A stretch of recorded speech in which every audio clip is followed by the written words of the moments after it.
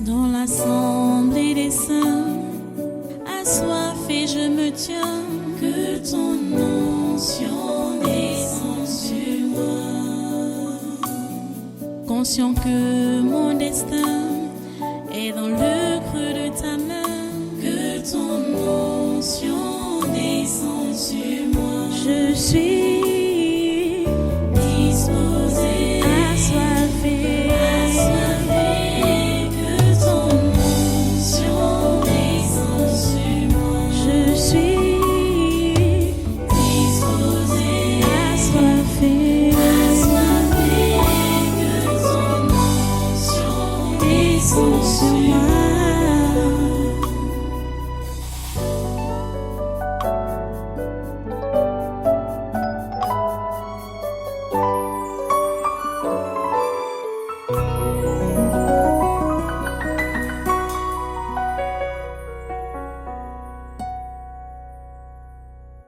Alléluia. Voilà, prends ta Bible. Nous allons maintenant repartir dans notre texte de Hébreux chapitre 11.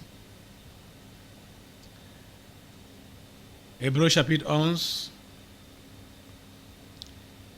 À partir du verset 13. Vas-y. Nous lisons. C'est dans la foi qu'ils sont tous morts sans avoir obtenu les choses promises. Mais ils les ont vus et salués de loin, reconnaissant qu'ils étaient étrangers et voyageurs sur la terre.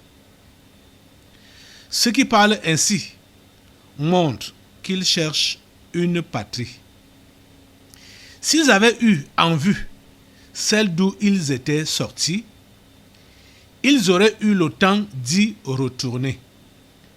Mais maintenant, ils en désirent une meilleure, c'est-à-dire une céleste. C'est pourquoi Dieu n'a pas honte d'être appelé leur Dieu, car il leur a préparé une cité. Prions le Seigneur. Dieu trois fois saint, nous bénissons ton grand nom pour ce que tu fais pour nous. Nous bénissons ton grand nom pour ta parole que tu nous donnes. Nous bénissons ton grand nom pour ton Esprit Saint qui nous enseigne cette parole et qui l'applique dans nos cœurs, qui l'imprime dans nos esprits. Ô Dieu, merci, infiniment merci pour tout ce que tu fais pour nous. Nous voici encore devant toi. Continue ton travail. Moule-nous, Seigneur. Nous sommes l'argile, tu es le potier. Donne-nous les formes qu'il faut par ta parole ce matin. Au nom puissant de Jésus, nous avons prié. Amen. Amen. Voilà, prenez place dans sa sainte présence. Et une fois de plus, soyez les bienvenus à ce conquête du surnaturel de ce 6 août 2023. Cher ami, je vais prier pour toi ce matin. Je vais commencer par une prière pour toi ce matin, pour que Dieu te donne la grâce de voir que tout est à ta disposition. Tout ce que tu cherches est à ta disposition. Que Dieu te donne la grâce de voir. Que Dieu t'ouvre les yeux pour que tu puisses voir que tout est à ta disposition. Afin que tu puisses saluer toutes les promesses de Dieu dans ta vie.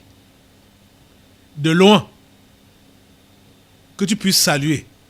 Ça va te donner la paix du cœur quand tu as les yeux ouverts et que tu vois que rien ne te manque en réalité en tant qu'enfant de Dieu. Tout ce qu'il t'a promis est à ta disposition. Regarde ça. Oh Dieu, ouvre ses yeux. Oh Dieu, ouvre ses yeux. Qu'il puisse voir que tout ce que tu lui as promis est devant lui. Afin qu'il puisse garder la foi en toi. Ne pas promener les regards inquiets.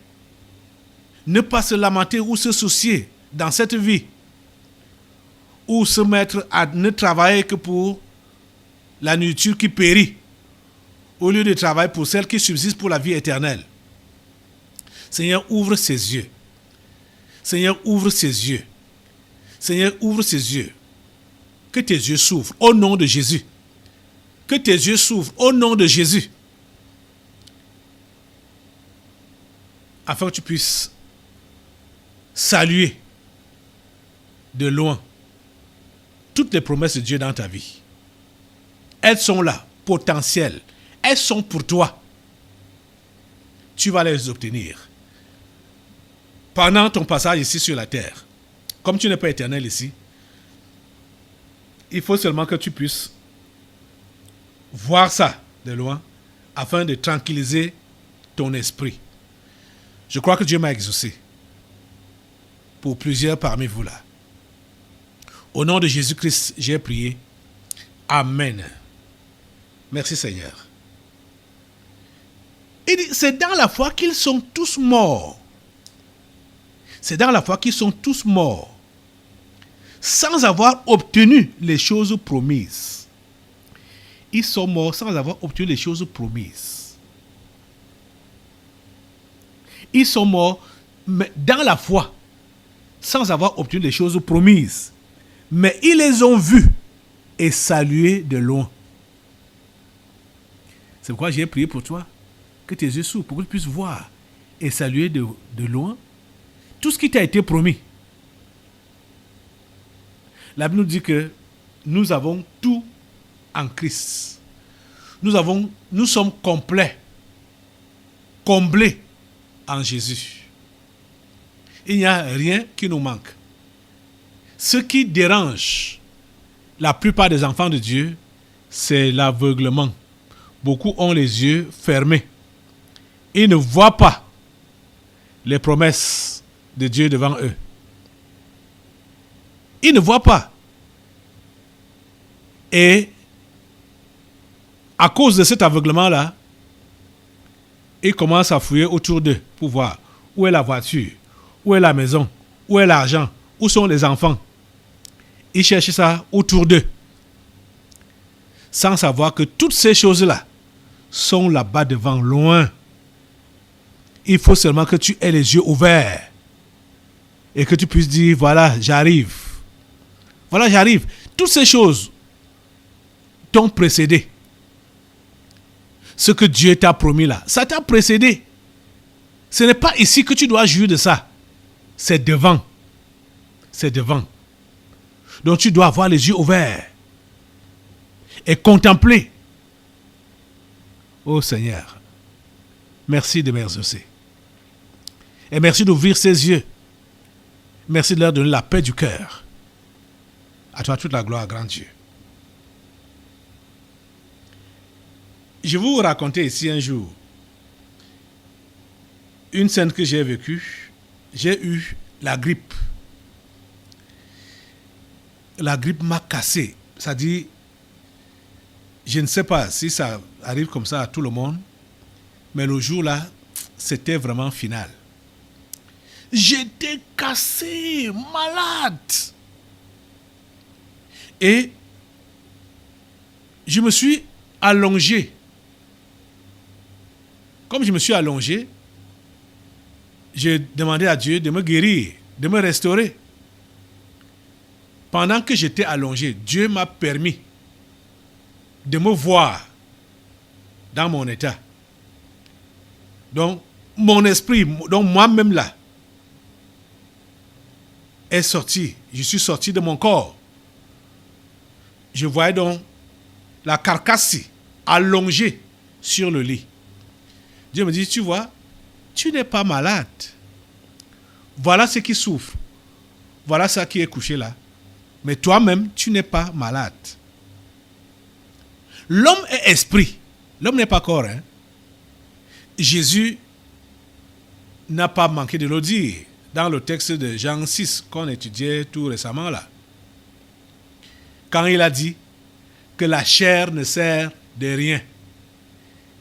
Les paroles que je vous dis sont esprit et vie. L'homme est esprit. Quand je te dis aujourd'hui, et on apprend aujourd'hui, que c'est dans la foi que les anciens sont morts sans avoir obtenu les choses promises. Tu es venu à l'église pour obtenir la santé. Peut-être maintenant, tu vois que tu n'as pas encore obtenu cette santé. Ta santé est fragile. Peut-être ça s'est même encore empiré. Ça ne doit pas te décourager. Ça ne doit pas te décourager. Parce que, en réalité, toi-même là, depuis que tu as reçu Jésus, tu n'es pas malade. Je parle au niveau de ton esprit.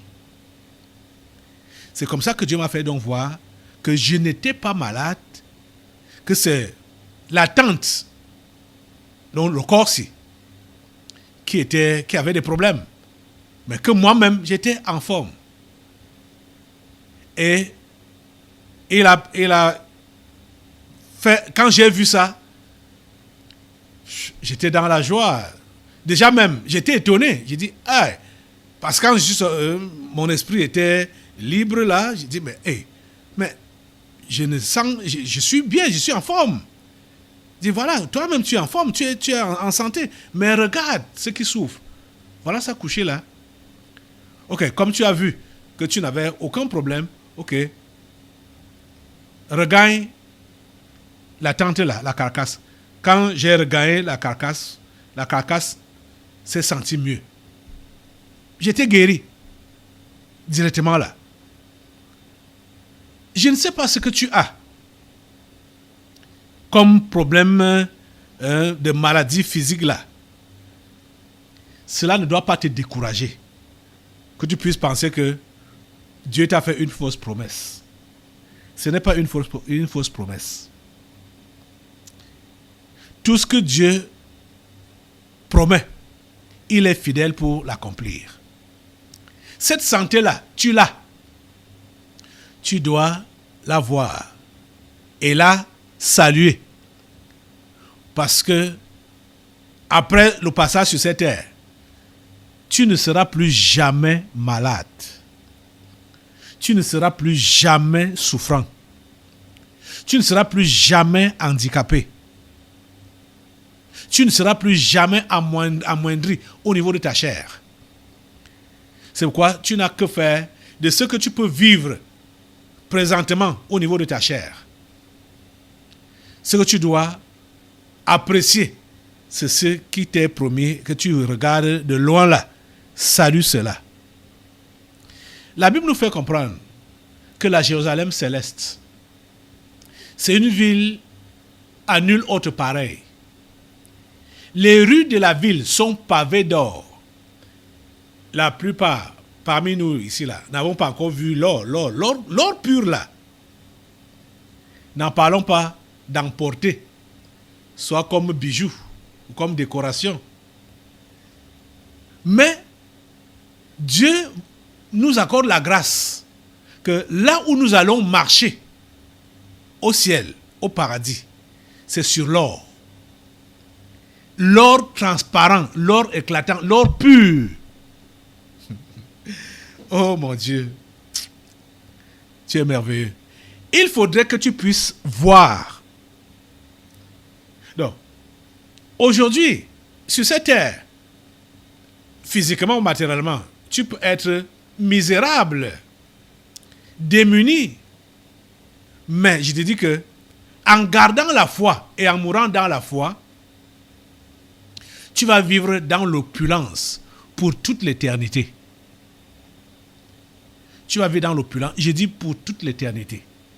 Ce n'est pas des flatteries, mais c'est la vérité. Je vous assure. Si vous comprenez que c'est la vérité, vous n'allez plus continuer à vous inquiéter, à vous soucier, à vous lamenter par rapport à vos manquements, vos manques, vos besoins ponctuels que vous avez sur cette terre. Vous n'allez pas douter de Dieu. Ma prière est que vos yeux s'ouvrent. Ma prière est que vos yeux s'ouvrent et que vous puissiez voir là où Dieu vous conduit. Au lieu de regretter, comme j'entendais mes enfants dire hier, certains disaient elle a même désiré rentrer dans le monde, donc pour aller faire sa vie, sans savoir que ce n'est pas le bonheur qui l'attend là-bas. Et quand elle a eu cette pensée-là, elle commence à aller faire... Elle faisait quoi là-bas, là? Couper le bois ou faire quoi là? Nadège, me sommes. Elle écrasait les condiments, voilà. Les condiments durs qu'il faut écraser à la pierre. Pourtant, elle pense que elle a raté sa vie en Christ. Raté sa vie en Christ. Je vous dis que c'est un mensonge du diable. On ne rate jamais sa vie en Christ. C'est quand tu as ce genre de pensée-là que tu rentres alors dans ta misère d'origine. Tu rentres dans ta misère d'origine. Tu as compris, mes soeurs. Je reviens sur toi aujourd'hui, maintenant, parce que il a été dit pour toi que tes gens ont prévu que tu devais faire les enfants avec différents pères. Dès que tu fais, ça finit, la relation finit, tu continues ailleurs, tu ne peux pas encore faire l'enfant là-bas, la relation finit, ainsi de suite, jusqu'à ce que tu meurs. J'espère que tu as bien compris ça. Mais toi, tu penses que, comme tu n'arrives pas à te marier en Christ, il faut que tu rentres dans le monde te marier. C'est faux. C'est le mensonge. Le pur mensonge là-bas. Tu vois?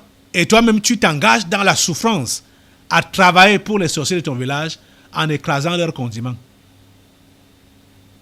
Tu comprends ça? Il faut enlever ces genres de pensées-là dans ta tête. Regarde et salue de loin les promesses de Dieu dans ta vie. Le Seigneur t'a promis la patrie céleste, la vie éternelle.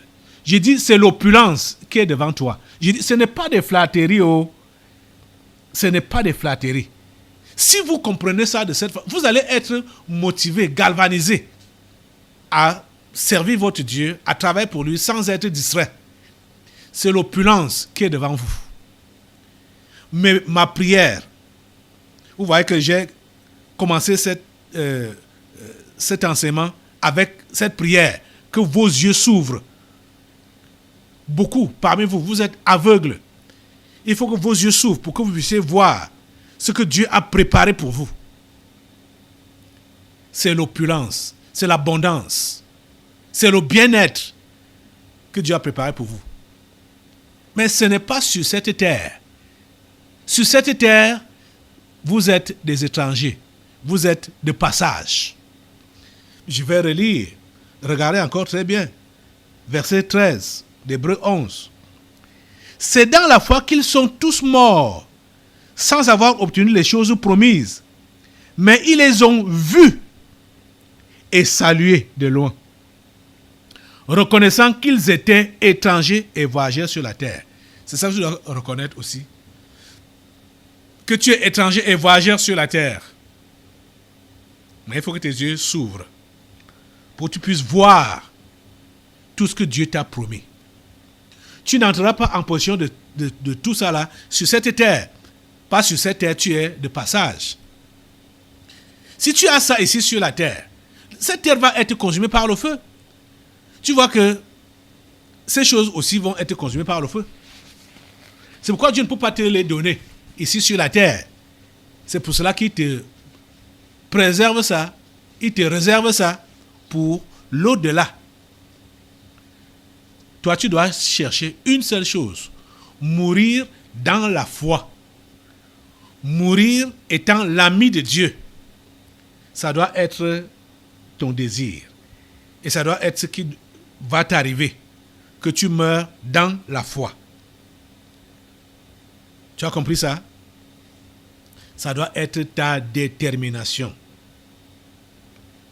Et cette détermination est un langage, comme je l'ai dit l'autre jour, parce que le verset 14 dit que ceux qui parlent ainsi montrent qu'ils cherchent une patrie. C'est un langage. Donc, quand tu ne t'occupes plus des choses de cette vie, quand tu regardes au-delà du visible et tu vois déjà dans l'invisible, ce que Dieu t'a promis, c'est un langage. C'est un langage. Ça montre réellement que tu cherches une patrie. Tu sais que tu es quitté d'un monde pour un autre monde. La Bible nous dit que nous sommes passés des ténèbres à la lumière.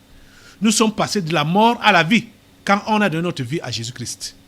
Nous sommes passés de la mort à la vie, des ténèbres à la lumière. Tu comprends? Si quelqu'un est en Christ, il est une nouvelle créature. Les choses anciennes sont passées, voici toutes choses sont devenues nouvelles. Mon ami, ne regarde plus en arrière. Ne regarde plus en arrière, s'il te plaît. Ne regarde plus en arrière. Continue ta course chrétienne. Regarde en avant et salue les promesses de Dieu qui sont devant toi. Ces promesses vont certainement s'accomplir. La Bible t'a dit que cette prophétie est sur le point d'être accomplie. Si elle tarde même, attends-la. Attends. Patiente. Tu comprends? Patiente. Tu ne verras pas tout sur cette terre. Parce que sur cette terre, tu es de passage. Mais tu verras tout ce que Dieu a promis que tu dois voir. La vie éternelle, la vie meilleure, la belle vie que tu recherches là. Cette belle vie-là n'est pas une illusion. Dieu te l'a promise et Dieu te la donne. Mais tu dois être persévérant. Tu dois avoir les yeux de la foi. Tu dois voir loin et commencer à saluer tes bénédictions, tes grâces, tes promesses, ton accomplissement. Tu dois saluer ça de loin. Tu as compris ça? Ce n'est pas des flatteries, mais c'est la pure vérité. Vous comprenez? Pour le moment, tu vas vivre des épreuves au niveau même de ta santé, au niveau de tes affaires, au niveau de ton mariage ou de ton travail, au niveau social. Tu vas vivre des épreuves. Mais ces épreuves, au lieu de te faire rentrer en arrière, au lieu que tu puisses rentrer en arrière parce que tu es donc face aux épreuves, ça doit plutôt renforcer ta communion avec Dieu. Le psalmiste a dit, je lève les yeux vers les montagnes, d'où me viendra le secours? Il s'est rappelé que le secours me vient de l'Éternel qui a fait les cieux et la terre. Quand tu es face aux difficultés, aux épreuves, aux défis, tes yeux ne doivent pas être levés vers les montagnes, tes yeux ne doivent pas être levés vers tes camarades, moins encore vers ta famille charnelle. Tes yeux doivent être levés vers l'Éternel qui a fait les cieux et la terre. C'est vers lui que tu dois lever les yeux. Et c'est à lui que tu dois regarder. Tu comprends ça?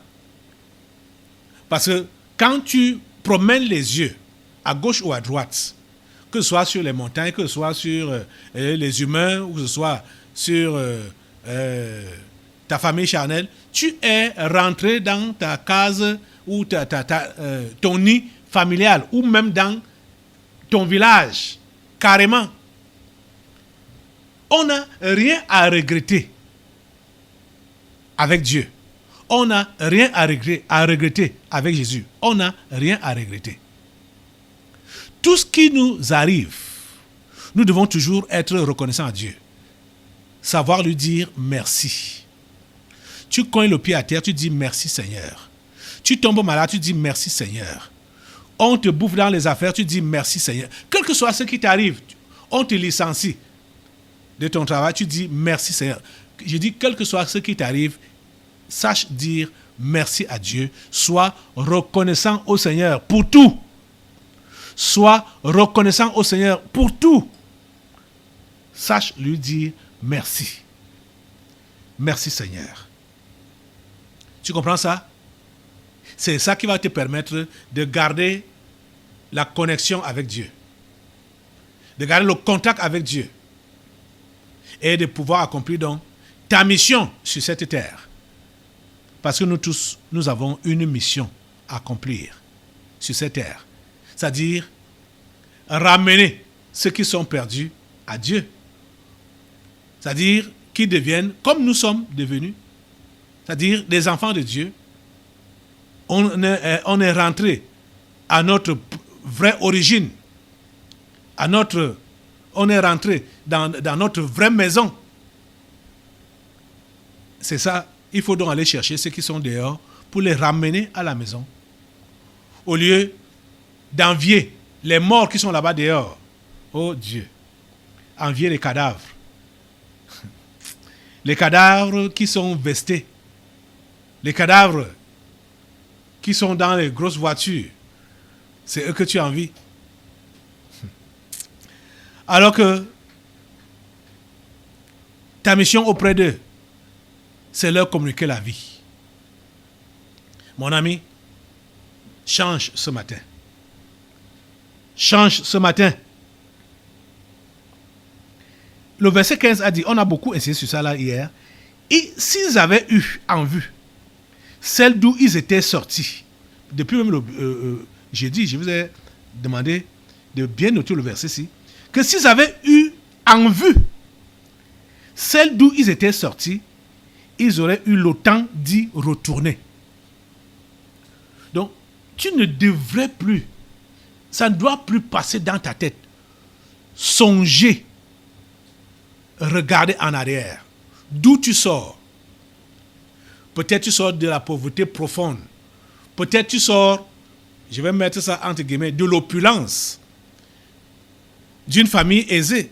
Quel que soit d'où tu sors, tu ne dois plus avoir en vue ce lieu-là. Parce que dès que ta pensée effleure d'où tu sors là, directement, tu es reconnecté à cet endroit-là. Tu es rentré dans le monde. Parce que quand on parle d'où on sort là, on sort d'où? On sort du monde. C'est là-bas que tu rentres. Quand on parle même de case familiale ou bien nid familial, c'est le monde. C'est le monde. Tu ne dois plus avoir en idée de rentrer là-bas. Tu ne dois plus et plus jamais apprécier les choses de là où tu sors, les choses du monde, les choses de ta famille, les choses de tes camarades, hein? de tes anciennes connaissances. Tu ne dois plus apprécier ou désirer avoir ces choses-là ou faire ces choses-là. Ça ne doit plus passer dans ta tête.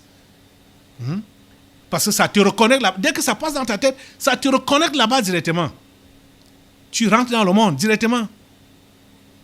S'il te plaît, comprends ce message et sois déterminé à aller de l'avant avec Dieu.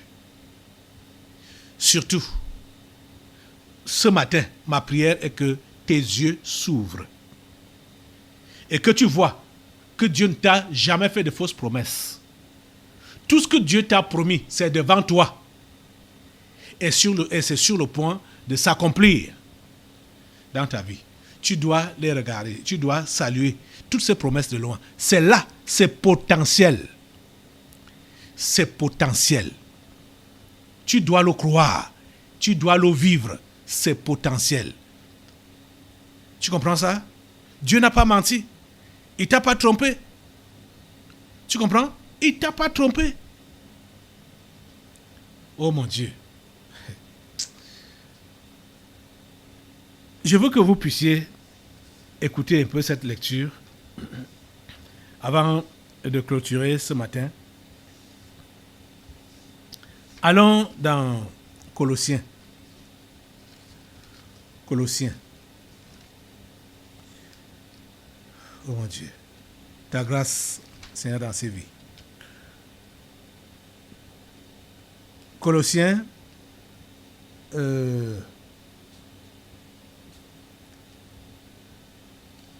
chapitre 1. Colossiens, chapitre 1.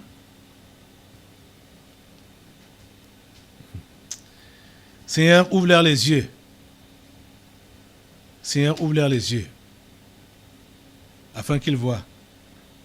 Avant le chapitre 1, je vais d'abord vous lire le chapitre 3, versets 1 et 2. Du moins, versets 1 jusqu'à 4. Si donc vous êtes ressuscités avec Christ, cherchez les choses d'en haut où Christ est assis à la droite de Dieu. C'est ça qui doit être votre préoccupation. Cherchez les choses d'en haut où Christ est assis à la droite de Dieu. Verset 2. Affectionnez-vous aux choses d'en haut et non à celles qui sont sur la terre. Car vous êtes morts et votre vie est cachée avec Christ en Dieu. C'est pourquoi j'ai prié que Dieu vous ouvre les yeux pour que vous voyez que votre vie est cachée avec Christ en Dieu. Et que rien ne vous manque. Tout ce qui vous a été promis est potentiel, caché en Dieu, avec Christ. Verset 4. Quand Christ, votre vie, paraîtra, alors vous paraîtrez aussi avec lui dans la gloire. Ce n'est pas des fausses promesses, c'est la vérité, les amis. Croyez cela. Et faites comme cela vous est demandé là. Le chapitre 1 maintenant. Parlant de Jésus, la Bible dit au verset 15 qu'il est l'image du Dieu invisible. Colossiens chapitre 1, verset 15. Il est l'image du Dieu invisible, le premier-né de toute la création, car en lui ont été créées toutes les choses qui sont dans les cieux et sur la terre, les visibles et les invisibles. Trône, dignité, domination, autorité, tout a été créé par lui et pour lui. Il est avant toute chose, et toute chose subsiste en lui. Toute chose subsiste en lui. Il est la tête du corps de l'Église. Il est le commencement, le premier-né d'entre les morts, afin d'être en tout le premier. Car Dieu a voulu que toute plénitude habitât en lui. Vous comprenez? Il a voulu par lui réconcilier tout avec lui-même, tant ce qui est sur la terre que ce qui est dans les cieux, en faisant la paix par lui, par le sang de sa croix. Vous qui étiez autrefois étrangers et ennemis par vos pensées et par vos mauvaises œuvres, il vous a maintenant réconciliés par sa mort dans le corps de sa chair, pour vous faire paraître devant lui, saint, irrépréhensible et sans reproche, si du moins vous demeurez fondés et inébranlables dans la foi, sans vous détourner de l'espérance de l'évangile que vous avez entendu, qui a été prêché à toute créature sous le ciel, et dont moi, Paul, j'ai été fait ministre. D'où donc ce conseil? Si donc vous êtes ressuscité avec Christ, le chapitre 3, que j'ai commencé à lire là, si donc vous êtes ressuscité avec Christ, cherchez les choses d'en haut, où Christ est assis à la droite de Dieu. Affectionnez-vous aux choses d'en haut, et non à celles qui sont sur la terre. C'est-à-dire, aimez les choses d'en haut, et non celles qui sont sur la terre. Car vous êtes morts et votre vie est cachée avec Christ en Dieu. Quand Christ, votre vie, paraîtra, alors vous paraîtrez aussi avec lui dans la gloire. C'est pourquoi vos yeux doivent être ouverts pour que vous puissiez voir que rien ne vous manque. Vous êtes comblés en Christ. Vous avez tout reçu en lui. Toutes les promesses sont vraies. Et toutes les promesses sont amen en Christ.